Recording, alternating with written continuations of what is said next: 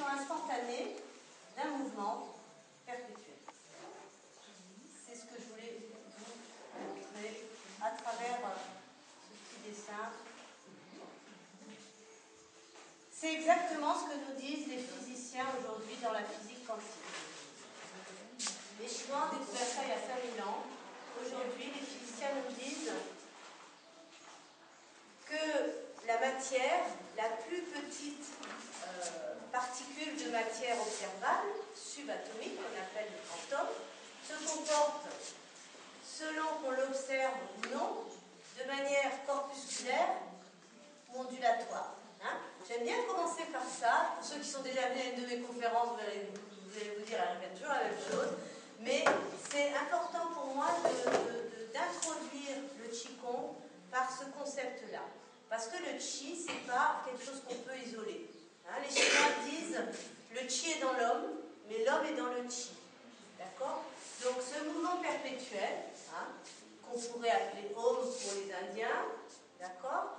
Qu'on pourrait appeler comme on veut d'ailleurs, mais toutes les philosophies, dans la Bible, on dit au commencement était le Verbe. Le Verbe, qu'est-ce que c'est d'autre que non, hein? Dans toutes les philosophies, dans toutes les traditions, on ne sait pas ce qu'il y a eu avant le Big Bang, mais aujourd'hui, certains chercheurs russes ont découvert qu'avant le Big Bang, avant l'énergie, avant cette explosion d'énergie, il y avait de l'information. Et ça, c'est important. Vous allez voir pourquoi. Parce que maintenant qu'on a vu que le Tao, c'est-à-dire la matière observable, n'était qu'un instantané, comme si on prenait un polaroïd d'un mouvement perpétuel, si on ne l'observe pas, on a ça. Si on l'observe et qu'on pose notre regard, notre attention sur le réel, le tangible, la réalité, alors on a ça. Les Chinois, quand même, il y a 5000 ans, ils avaient compris ça. Donc, on va définir un petit peu ce yin et ce yang, hein, parce qu'on va développer un petit peu... Où est-ce que vous le mettez, le yin? Il faut faire travailler un peu. Il est où le yin et il est où le yang? Le blanc, c'est quoi? C'est le yang. Hein, donc là, on a le yang, donc forcément, là, on a le yin. Alors, qu'est-ce qui représente le yang? Tout à l'heure, quand on pratiquait, on a fait, je vous ai dit, le triangle du yang, le triangle du yin. Hein? Donc, qu'est-ce qui représente le yang? Hein? Le soleil. Le chaud. Donc, par opposition ou par complémentarité, là, on a la lune. Le chaud, donc par complémentarité, alors évidemment, j'ai tendance à dire opposition, c'est faux. Hein? C'est pas par opposition, c'est vraiment par complémentarité. On a le froid. Et là, on est déjà dans des adjectifs qualificatifs. Basiquement, le yang, c'est quoi? Basiquement. Je vous ai parlé du triangle du yang et du triangle du ciel. Donc, là, on a la terre. Dans notre corps, dans l'humain, on va dire, comment est-ce qu'on va compléter ces deux polarités dans l'humain? Qu'est-ce qui est yin, qu'est-ce qui est yang? Féminin, masculin. Alors, dans ton corps, qu'est-ce qui est féminin, qu'est-ce qui est masculin? Le yin, c'est féminin. Allez, on va le mettre. C'est Vénus. Donc, le yang, c'est Mars. Mais dans l'être humain, qu'est-ce qui est fondamentalement yin et qu'est-ce qui est fondamentalement yang? Les pieds, c'est yin. Ça dépend si c'est l'avant du pied ou l'arrière du pied. L'avant du pied est plus yin que l'arrière du pied. C'est pas ça que je voulais vous faire dire. De toute façon, il n'y a rien qui soit tout yin ou tout yang, hein, puisqu'on a le yang dans le yin et le yin dans le yang. Mais le sang, il est yin, mais sa fonction est yang. Tu vois, tout est l'un et l'autre en même temps. Non, mais dans l'être humain, on dit on est fait de quoi? Donc, oui, d'accord. L'eau est fondamentalement yin, sauf quand elle est très agitée et très chaude. Non, le corps, c'est la partie yin de l'être humain. L'esprit, c'est la partie yang. Je voulais vous faire dire ça. C'est pas grave. Là, on a l'esprit et là, on a le corps. Là, on a la matière. Et là, on a l'information. François? L'esprit, c'est l'information. Je comprends pas pourquoi l'esprit est langue. Parce qu'il est volatile, il est léger, il est imperceptible, il est impalpable. La matière est yin. Ce qui est yin, en fait, c'est de l'énergie à très basse fréquence. D'accord? L'esprit, c'est de l'énergie à très haute fréquence. Finalement, c'est la même chose puisque vous voyez qu'on est de l'énergie. Mais dès l'instant où on pose notre regard dessus, cette énergie se dissocie en deux polarités, matière et esprit. Et c'est la même chose. C'est ça qui est intéressant dans ce concept, c'est qu'il n'y a rien qui soit l'un ou l'autre, puisque c'est la même chose. D'accord? Donc, l'esprit, c'est l'information, le corps, c'est l'énergie. Pourquoi, puisqu'il n'y a rien qui soit vraiment l'un ou l'autre, finalement c'est tout est lié? Oui, c'est lié. C'est difficile de mettre l'esprit à un endroit et le corps à un autre. Je ne mets pas un endroit et un autre. Cette représentation du Tao, elle est très intéressante parce que c'est un équilibre qui est dynamique. Elle tourne là. Ce qui est yang à un moment donné se transforme inévitablement en yin. Il faut le voir comme une boule qui tourne. Ce qui est yin se transforme forcément en yang. Et l'exemple le plus flagrant pour ça, c'est le jour et la nuit. Pourquoi? Parce que le jour va se transformer très progressivement en nuit. Il n'y a pas de frontière entre le jour et la nuit.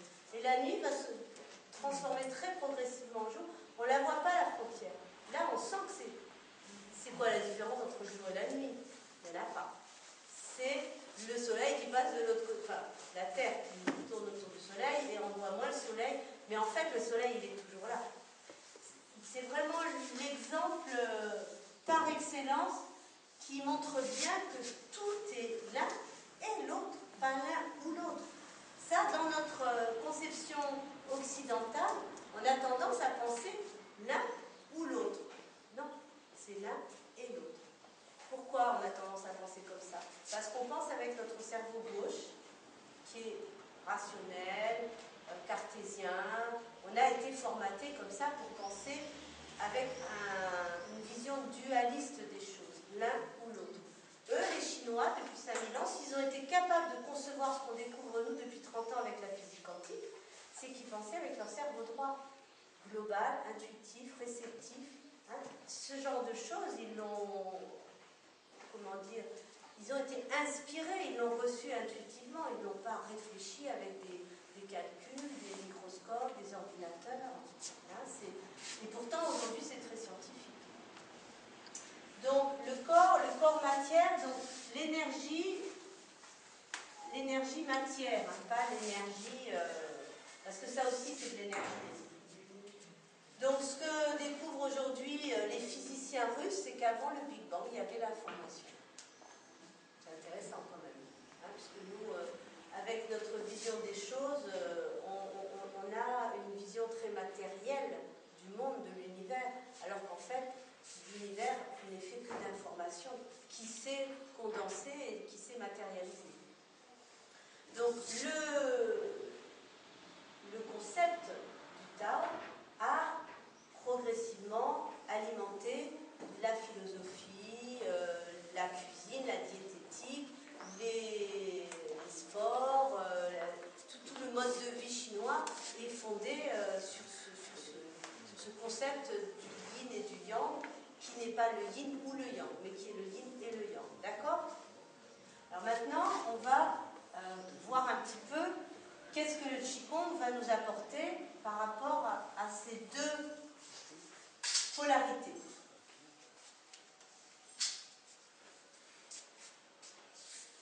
On va faire un autre petit dessin. Voilà. Tout à l'heure, on avait le 2, là, on a le 5. Là, on va mettre le cœur, là, on va mettre le foie, parce qu'évidemment, le Qigong, le but, c'est de rester en bonne santé. Vous avez compris.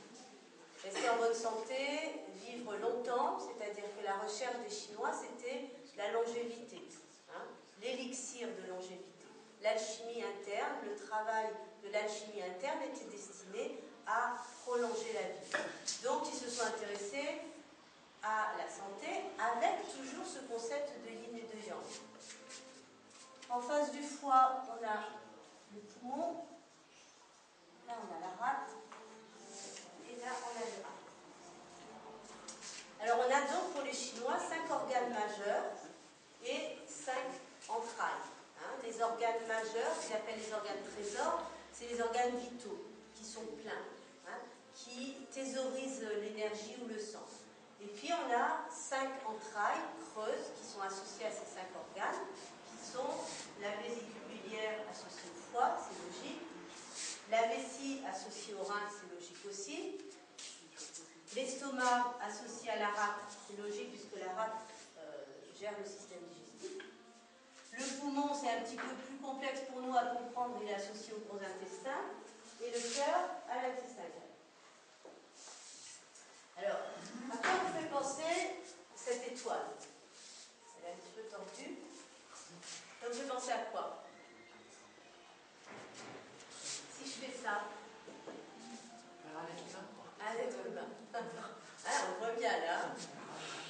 Alors, voilà, leur conception de la santé est très simple.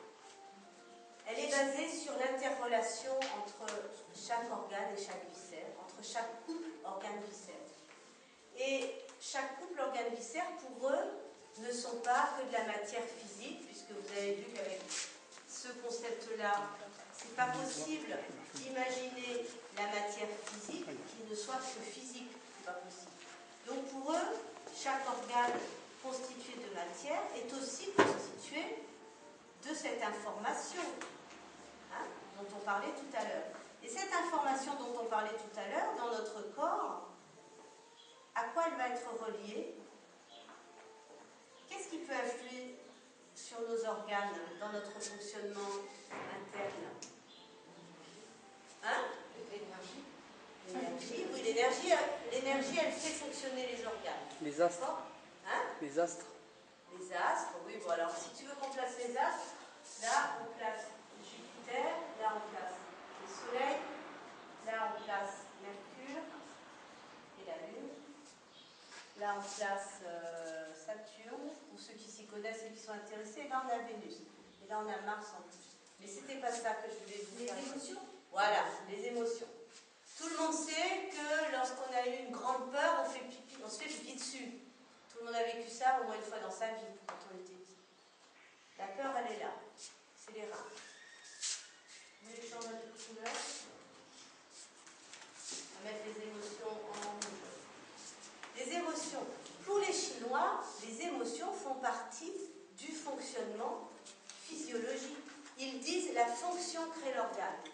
C'est pas l'organe qui est, comme dans notre conception occidentale de la santé, qui est juste un amas de matière. Si c'est en panne, on ouvre le capot, on change, on enlève et puis on répare. Pour eux, chaque organe, il a quelque part, puisqu'il est dans cette logique-là indissociable de l'esprit, il a une conscience. La matière, pour eux, n'est pas dissociée de la conscience.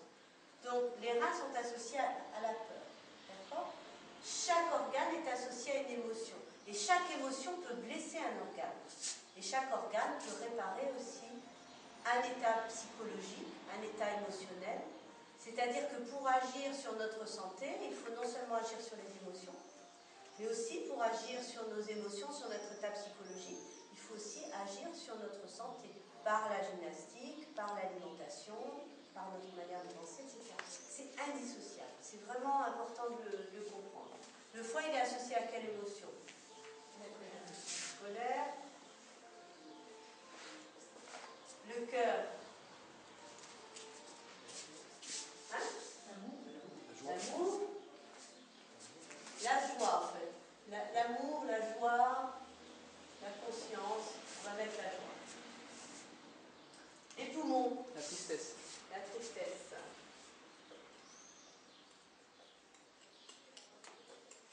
Et la rate. Ah, j'ai la rate qui se dilate. Qui se contracte. Hein? Et non, c'est pas la joie.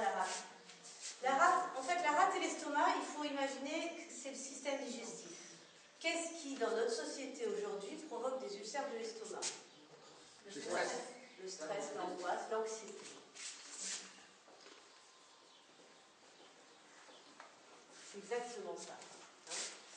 Et donc, ce système-là a aussi un intérêt pour nourrir. D'ailleurs, j'ai placé, excusez-moi, je me suis trompée, j'ai placé les poumons. Bon, c'est pas grave, de toute façon, c'est pas grave.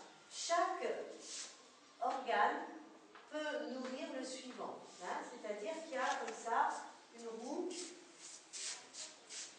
dynamique.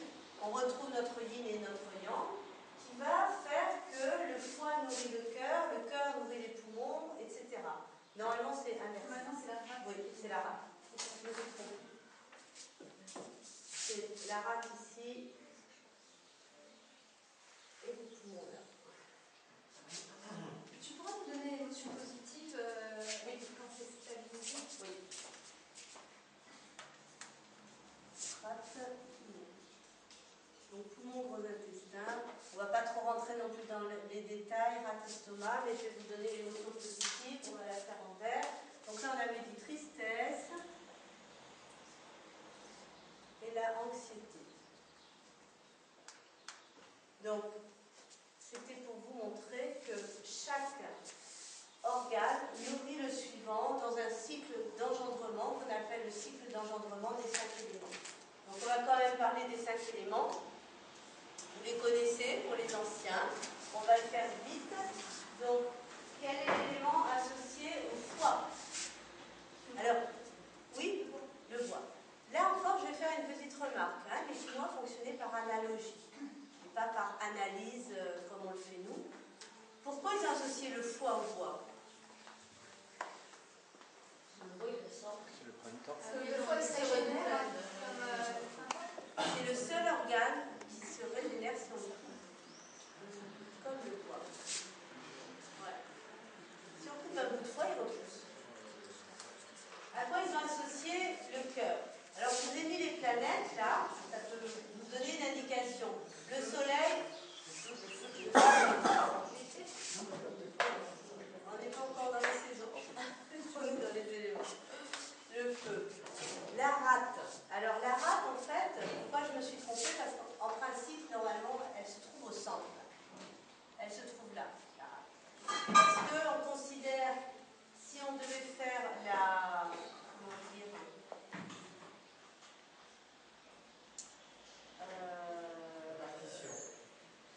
Je cherche les 4 points cardinaux. Hein.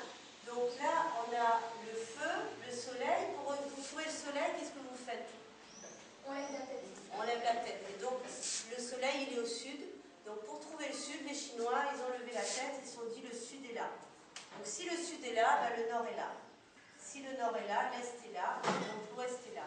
Et ils ont placé au milieu notre point d'observation pour regarder le sud, le nord, l'est et l'ouest, c'est quoi? On est debout sur la Terre.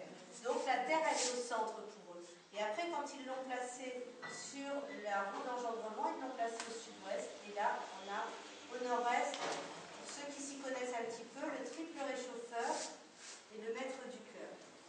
Parce que je vous ai parlé de 5 organes principaux, mais il y a aussi une fonction, triple réchauffeur, qui est la fonction qui distribue la chaleur dans le corps. Ceci dit, on a ici la rate qui est donc associée à la terre, à l'élémentaire. L'élémentaire, il est en jaune, mais en même temps de petites couleurs. La terre, elle est jaune. Là, vous vous rappelez tout à l'heure, quand on a fait la terre, c'est jaune. Après le poumon, l'air. Alors, en médecine chinoise, il n'y a pas l'air. Ah, c'est le métal. C'est le métal. C'est le métal. Et le métal, il est blanc. Alors, on va le faire en noir. Métal. Pourquoi le métal? Là aussi, par analogie, puisque le poumon est associé à l'ouest, hein, il est là. Poumon, gros intestin. À l'ouest, c'est l'automne. Et en automne, qu'est-ce qui se passe?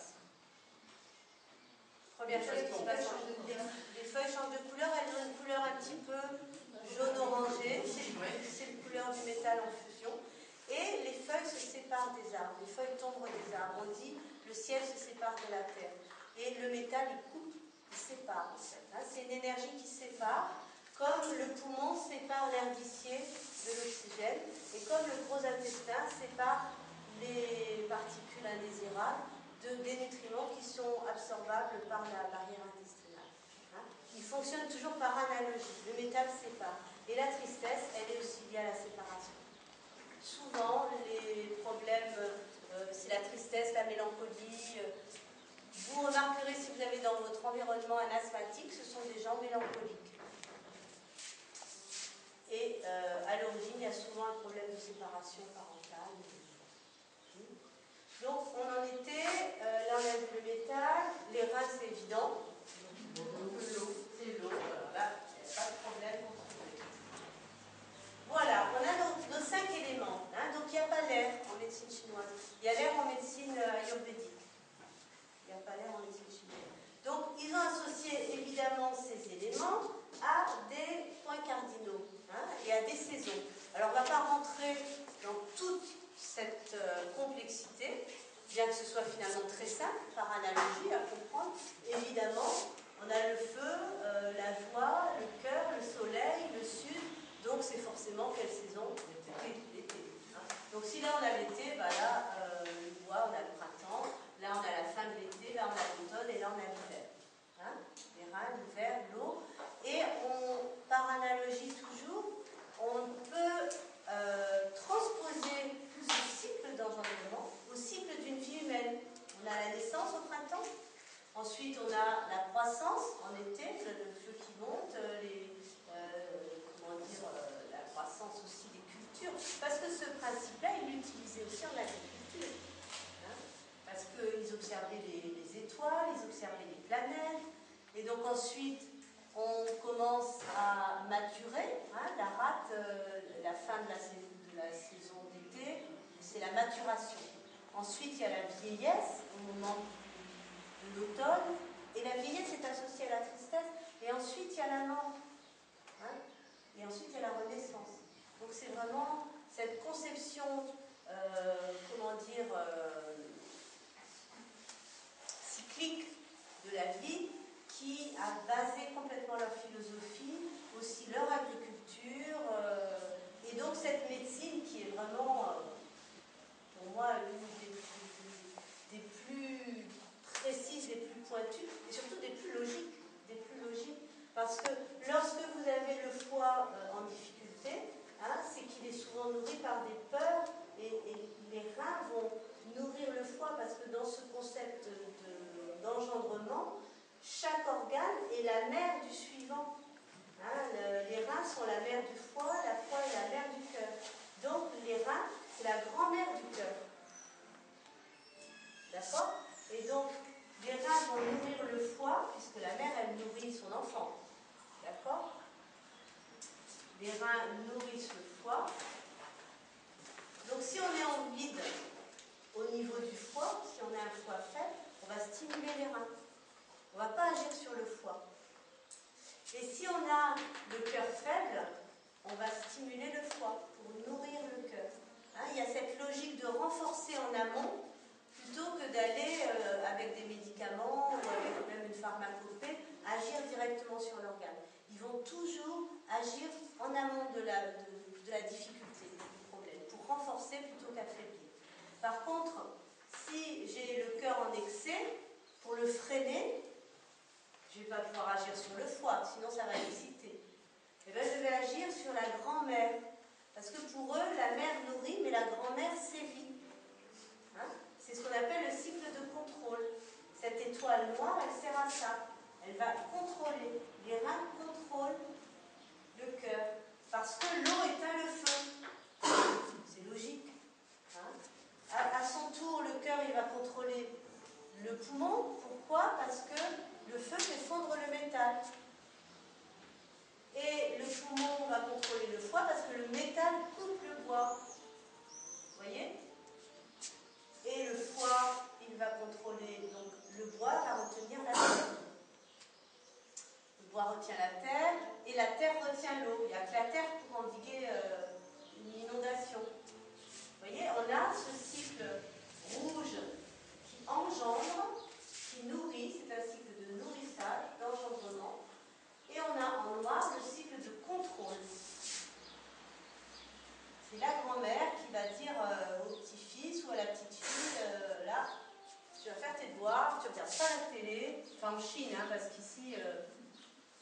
contraire? Alors bon, vous voyez, c'est très complexe. Maintenant, le Qigong dans tout ça. Alors, le Qigong dans tout ça, vous l'avez expérimenté tout à l'heure, c'est des mouvements. Bon. Mais c'est pas que ça. Hein. Les mouvements, on va les situer. Le Qigong est basé sur 5 choses. De la même manière que la médecine chinoise est basée sur 5 organes, 5 saisons, 5 couleurs, 5 éléments. Je vous en passe parce qu'il y a d'autres correspondances aussi avec les 5 sens, etc. Mais le Qigong, il y a le mouvement, il y a la méditation, il y a l'intention, il y a le travail avec les émotions, et au bout du compte, il y a la conscience. Hein? La conscience, on va la situer au niveau du cœur. Parce que le cœur, pour eux, c'est pas que l'amour et puis la joie, etc. Dans le cœur, ils placent ce qu'ils appellent le Shen. C'est la conscience. On pourrait dire l'âme qui s'incarne dans un corps de chair, avec une généalogie derrière nous, puisqu'il faut bien avoir une histoire, même si on arrive, pour les Chinois, on arrive du ciel. Hein. Ça, il n'y a aucun doute là-dessus. Il y a la terre, il y a le ciel, mais tout vient du ciel, puisque finalement, je vous ai fait ce petit dessin avant pour vous dire qu'au commencement était l'énergie, le verbe, l'information, peu importe, mais tout vient de là pour eux. Donc, on s'incarne dans un corps de chair.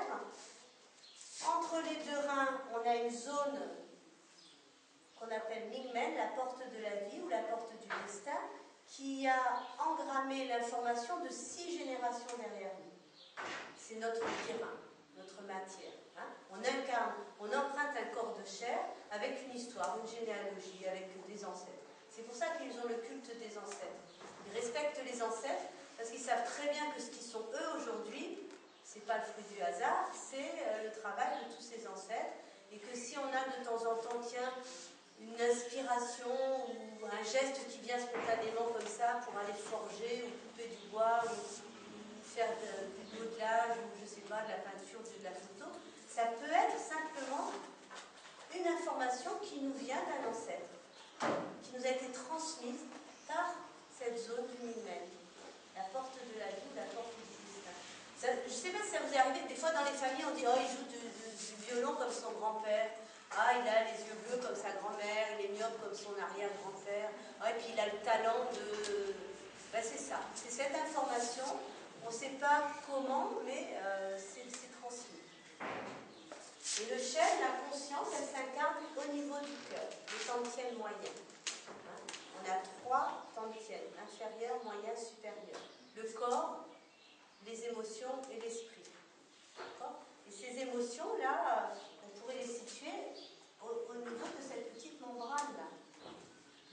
Le corps, l'esprit, entre les deux, il y a ces émotions qui ne sont pas non plus dissociables puisque c'est une frontière perméable entre le corps et l'esprit. Il n'y a pas de... Tu peux agir aussi bien sur l'esprit que sur le...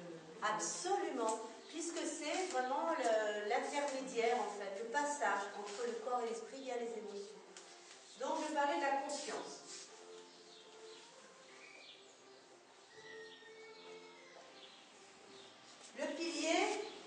Le pilier, c'est la respiration. Parce que c'est la respiration qui dirige l'énergie. C'est l'inspire qui fait monter l'énergie, c'est l'expire qui la fait redescendre. Quand on ouvre un bras, on ouvre le poumon droit à l'inspire, on referme à l'expire. Hein, c'est la respiration qui permet de diriger l'énergie dans notre corps. C'est le sang. Les reins, on l'associe à la méditation. Pourquoi? Vous avez une idée? Parce que c'est une introspection, le temps de l'hiver. Oui, le moment de l'hiver, c'est l'introspection. C'est une période où tout est au ralenti, l'eau retourne dans les profondeurs de la terre. C'est une petite mort l'hiver. Mais aussi parce que quand on médite, quand on est assis en tailleur, notre base, c'est les reins. Hein, si vous êtes assis... Là, même assis sur une chaise, votre base, c'est les reins. La respiration, la méditation, la conscience, le foie, dans toutes les traditions, on l'associe aux émotions. D'accord? Travail sur les émotions. De toute façon, même chez nous, on dit il a eu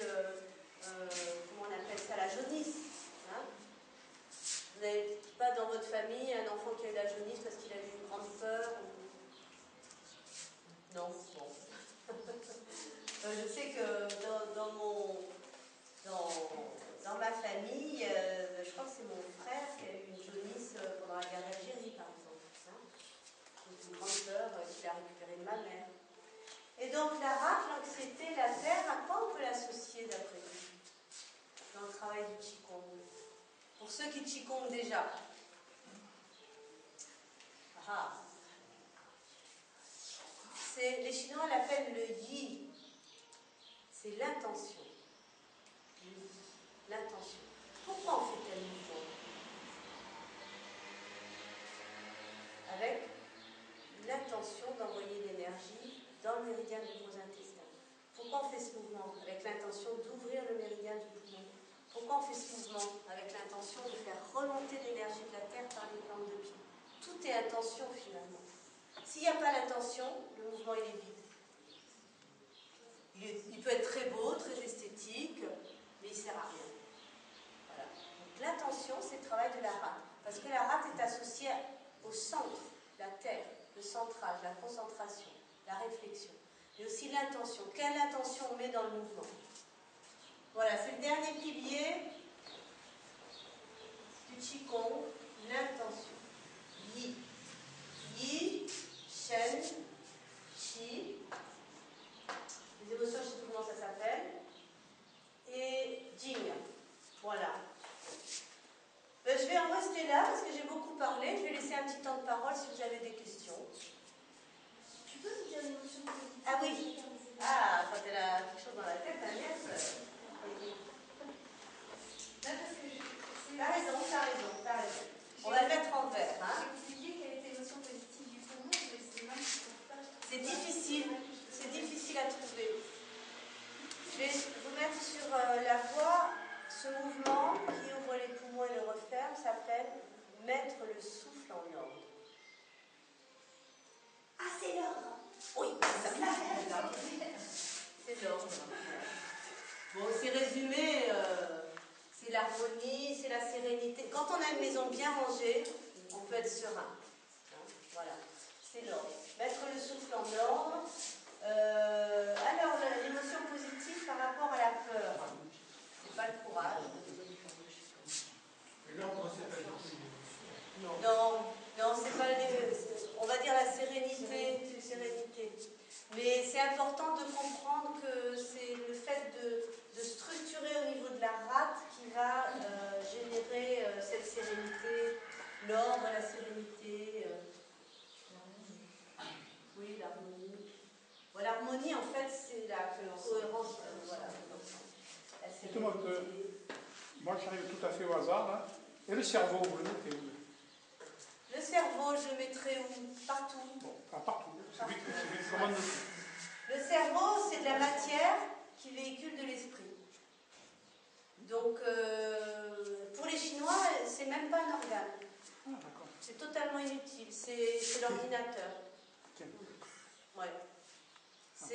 Il ne fonctionne pas du tout de la même manière que nous. Pour nous, le cerveau, on a fondé notre civilisation sur l'intelligence. Pour eux, c'est de la matière grise et de la matière blanche. Voilà, eux, ils mettent la conscience dans le cœur. Là. Pour eux, le cerveau, c'est un organe annexe comme l'utérus. C'est... Voilà. D'accord. Il a une fonction, mais il n'est pas... C'est pas lui qui commande tout comme dans la médecine non. traditionnelle. Pour eux, chaque organe a une partie de la conscience. En fait, chaque cellule est consciente. Je ne vais pas dire pensante, parce que là, vous allez sauter sur vos selles. Mais pour eux, il y a une intelligence du corps qui est partout. Le cerveau, c'est juste un central de connexion du système nerveux, en fait. Et hormonal. Ouais, et hormonal. Donc, alors, quand on dit chez nous avoir les reins solides, qui est-ce qui a les reins solides? C'est les gens qui ont confiance. Voilà, pour pas être dans la peur, il faut développer la confiance. La confiance, l'assise, la volonté, l'assurance. La stabilité, alors. La stabilité, elle est là, avec la rate. La stabilité, la force intérieure, le centrage, la concentration, c'est la terre. là, c'est l'ours. J'ai mis le plus stable. Elle est là, la stabilité. La réflexion juste. C'est après, vous voyez, si on met les animaux, ici on a l'ours. Ici, le poumon, c'est un oiseau, c'est une grue. Donc, puisque tous les mouvements d'oiseaux vont ouvrir les poumons et vont développer la respiration, puisque l'oiseau, il est dans les airs. Hein? Les reins, les reins, c'est un mouvement, c'est le cerf, parce qu'en faisant ce genre de mouvement, on va solliciter les reins. Le bois, le foie, c'est le tigre. Donc le tigre, on en arrive à la colère, au niveau de l'émotion. Le tigre, il va développer en même temps le courage, mais aussi la patience. Parce que le tigre, une fois qu'il a repéré une proie, il peut rester un moment à l'observer avant de lui sauter dessus. Hein, donc c'est la patience. Parce que ce qui provoque la colère, en général, c'est les frustrations. Et si on était un peu plus patient, on aurait moins de frustration. La patience, le courage. Alors, vous allez me dire, l'émotion joie, c'est déjà de l'émotion positive. Hein, c'est le seul organe qu'on associe à une émotion positive. Mais par contre, ce sont des émotions négatives. C'est la précipitation, et donc souvent cette précipitation, elle nous amène à des situations de panique. Parce que quand on va trop vite, c'est la panique totale, ça peut aller jusqu'à l'effroi. Quand il y a un feu d'ailleurs dans votre maison, qu'est-ce qui se passe? Souvent on ne garde pas le sang-froid, hein, on panique. Donc c'est la panique.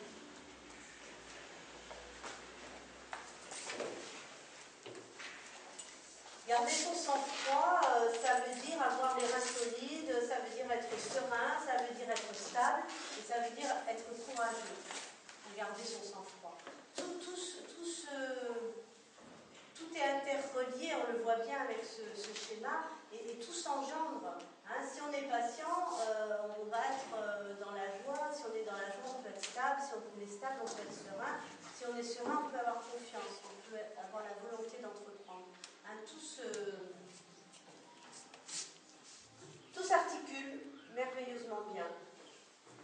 D'après ce que tu nous as expliqué tout à l'heure, si on a un problème d'impatience au quotidien, ça veut dire qu'il faut faire intervenir la grand-mère. Hein? Si on a un problème d'impatience, tu veux dire de colère? D'impatience. Si on veut, voilà, pour gérer l'impatience, il faut travailler sur l'ordre, la sérénité. Si tout est en ordre dans ta vie, il n'y a aucune raison d'être dans l'impatience et la frénésie. Il faut que chaque chose... L'ordre, dans ce sens, c'est pas forcément qu'il n'y ait pas de poussière sur les meubles. C'est que les choses soient à leur place. Qu'on soit structuré. Et ça, c'est nourri par la stabilité, la réflexion juste. Ici, c'est le centrage, être centré. Ce centrage-là, cette stabilité, elle va donner au poumon une structure, un ordre. Lorsqu'il y a de l'ordre dans notre vie, les choses coulent de source. Il n'y a aucune raison d'être ni frustré, ni impatient, ni coléreux, ni... Quand les choses sont en ordre, ça veut dire qu'on pose des actions justes pour obtenir un résultat concret.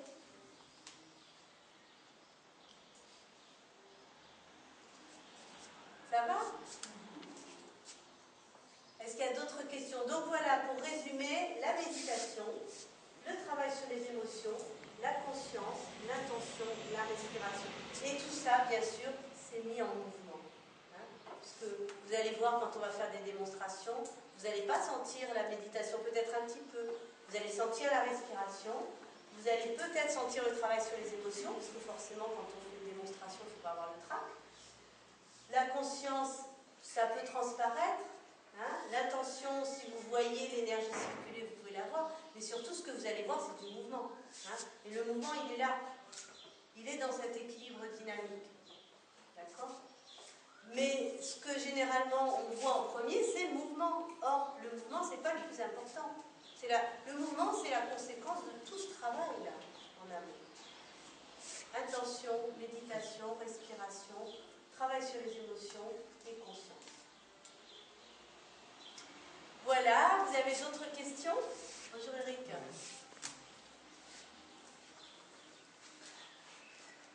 question? Oui? Est-ce que ce mouvement éternel est le Tao? Oui. Oui. Il est. Les Chinois l'appellent le Tao. Pour les Indiens, c'est le Om. Pour d'autres, c'est Dieu. Hein?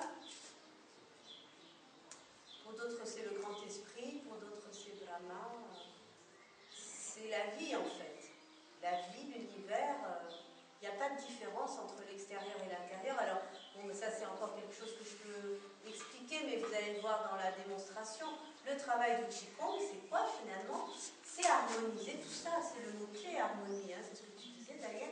C'est harmoniser le haut et le bas. C'est harmoniser l'intérieur et l'extérieur. C'est harmoniser la droite et la gauche. C'est harmoniser tout ça. Intérieur, extérieur, haut, bas, droite, gauche, corps, esprit, émotion, au centre, la conscience, c'est le tout. C'est pour ça que le cerveau, c'est pas lui qui gère la conscience. La conscience, elle est partout, à l'intérieur comme à l'extérieur. Dans chaque petite cellule. Peut-être on peut considérer qu'il est intermédiaire pour faire. Le cerveau, oui, c'est de la connectique pure. Voilà, c'est une centrale électronique. Le cerveau, c'est la connexion. Oui. C'est la centrale d'information. C'est la centrale d'information. C'est la centrale d'information. Ça centralise les informations. Après, ça distribue un intermédiaire pour. Je pourrais parler de ce qui vient des informations qui viennent depuis le Big Bang jusqu'à. Dans le cerveau, il ne sert à rien du tout, là. Dans la transmission d'informations. C'est juste l'intermédiaire de connexion. C'est l'intermédiaire de connexion dans un corps physique. La conscience, elle n'a pas besoin de corps physique. C'est là où nous, on n'a pas tout compris. Oui, mais on reçoit bien l'information par les yeux, par exemple, le nerf optique est dans le cerveau. Oui. Les oreilles, c'est pareil. Oui, mais tant qu'on est dans un corps physique, on a besoin d'un cerveau. Quand on n'est plus dans un corps physique, on n'en a plus besoin. Donc on est obligé d'avoir l'intermédiaire. Oui, dans un corps physique, oui. Tant qu'on est à ce niveau-là, dans la matière, on a besoin d'un cerveau pour relier l'information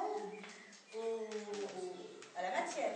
Pour agir, pour avoir cette... Oui, non, mais je suis tout à fait d'accord, bien sûr. Mais pourquoi les Chinois n'accordent pas plus d'importance que ça au cerveau?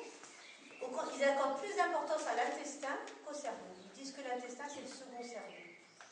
Parce que l'intestin a mémorisé autant, si ce n'est plus d'informations, que le cerveau. Le cerveau, il ne mémorise pas. Hein. Il dispatche, c'est tout. Les intestins, ils mémorisent. Et oui. Excusez-moi non, mais je plaisante. Ce que je veux dire, c'est que nous, dans notre civilisation, dans notre conception de la vie, on a vraiment accordé beaucoup d'importance au cerveau. Ce n'est qu'un amas de connexions. La conscience, elle n'est pas là. Serge? Très rapidement, les chakras. C'est pas le sujet. Excuse-moi, mais... Non, alors la relation un peu entre les chakras, les glandes en... Deuxième chakra, tantien inférieur. Quatrième chakra, tantien moyen. Sixième chakra, tantien supérieur. Pour les Chinois, il y a 3 centres d'énergie. Pour les Indiens, il y en a 7. C'est la seule, la seule relation qu'on peut faire. Hein. Bon, si vous voulez, quand je dis ici, c'est le corps, d'accord? C'est le tantien inférieur. D'accord? Deuxième chakra. Ici, cette petite membrane-là, entre les deux, on va dire que c'est le 4e chakra. D'accord? C'est le tantien moyen. Et au-dessus, là, c'est le 6e chakra. C'est l'esprit. Le 6e chakra étant considéré comme le 3e œil dans la plupart des traditions. Ça va? Hein, donc le thymus, les organes sexuels et les ovaires et l'hypophyse. Oui, ce schéma il est surtout applicable à l'être humain pour la santé. Oui. Enfin. Pour beaucoup d'autres choses aussi. Mais justement, ma question c'est est-ce qu'on pourrait l'appliquer à l'état et au fonctionnement de la société, par exemple? Est-ce que c'est ce qu'ils ont fait les Chinois? Je pense que non, sinon ils n'en seraient pas là à copier le système américain. Ils l'ont certainement fait il y a 3000 ans. Ah ouais. Hein, puisque l'empereur,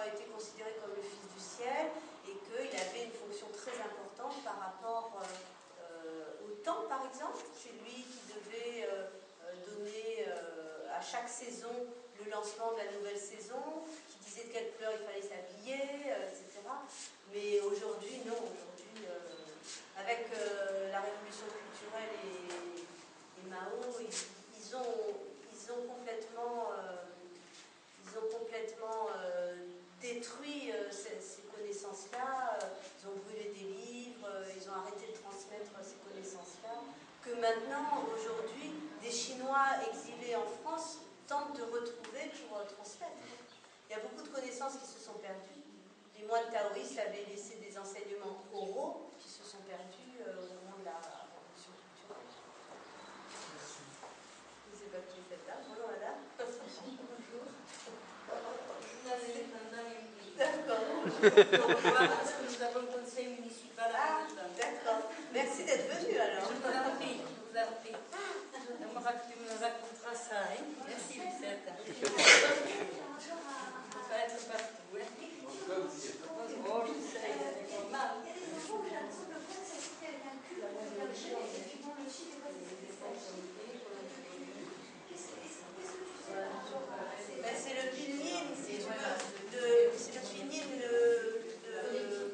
comment on appelle ça, le chinois, donc qui est construit sur une base d'idéogrammes. C'est une langue qui est transcrite par idéogramme, à une transcription occidentale qui s'appelle le pinyin. Et selon qu'on l'écrit en français, on va écrire chi, T-C-H-I. Mais le chi, comme ça, c'est le pinyin. C'est une convention qui a défini le son che par le Q, parce que le Q, excusez-moi, mais en français, ça ne sert pas grand-chose, à part que qui, que quoi, donc, enfin bon, il fallait bien définir quelque chose. Il y a des sons dans des langues que tu ne peux pas transcrire. En cambodgien, il y a le me. Comment tu écris le me? Hein? NG? Oui, mais c'est NGU, et puis quand c'est moi, c'est NGUOP, moi.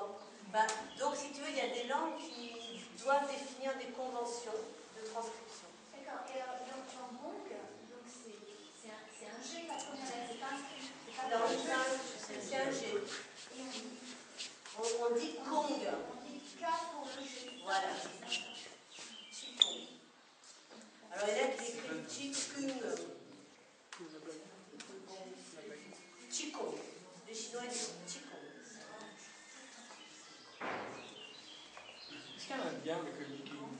Ah ben bien sûr. Comment ça? Bien sûr. Ça s'articule. Bien sûr. Bien sûr.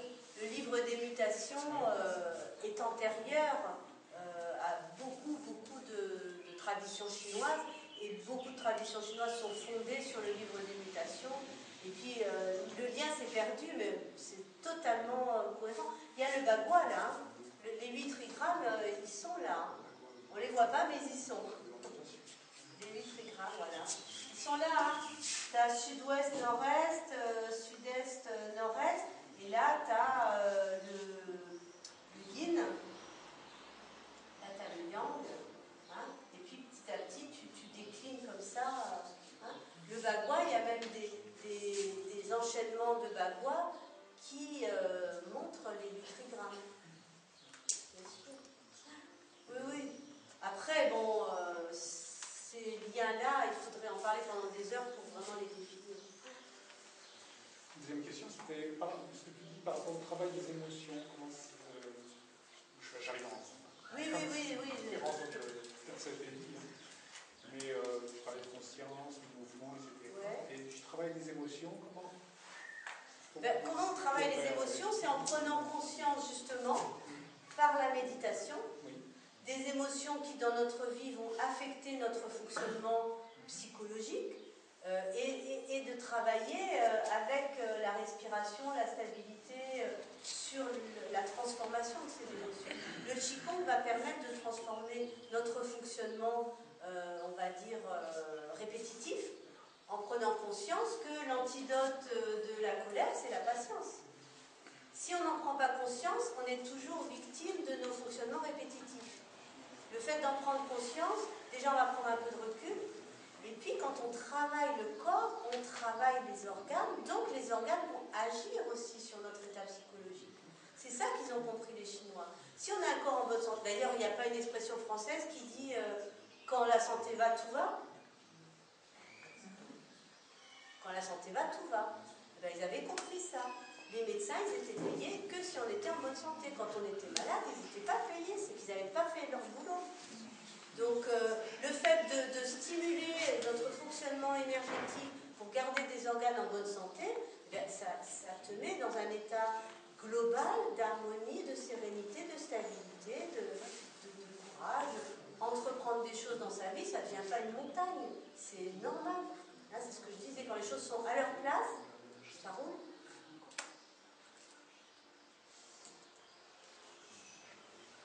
Du coup, de ces 5 zones d'émotion, tu dirais qu'on a commencé par la méditation. Il n'y a pas de début, il n'y a pas de fin. Il faut vraiment concevoir cette philosophie comme un équilibre dynamique. On cherche l'équilibre, mais il est jamais acquis. Hein, c'est tout le temps en mouvement. C'est la loi de l'impermanence. Il y a le bouddhisme quand même aussi, hein, derrière tout ça, en transparence, en filigrane, j'en parle pas, mais bon, parce que après il y a le confucianisme en Chine quand même, il y a eu aussi beaucoup l'ordre social, moral, qui a fait un petit peu les mêmes dégâts que le christianisme, excusez-moi, en Occident. Hein, je veux dire, dès l'instant où on commence à mettre des règles, des contraintes, bon bien sûr il faut organiser les choses, les structurer, mais bon il y avait vraiment le confucianisme, c'était un ordre moral très rigoureux. Hein, le bouddhisme, il n'est pas très présent en Chine maintenant, hein, malheureusement.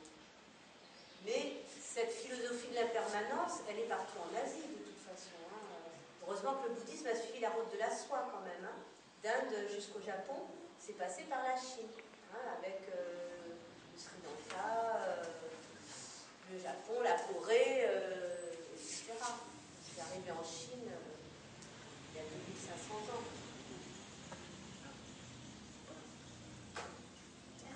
On va vous faire des petites démonstrations alors maintenant, hein, on clôture là-dessus. Comme ça, vous allez voir un petit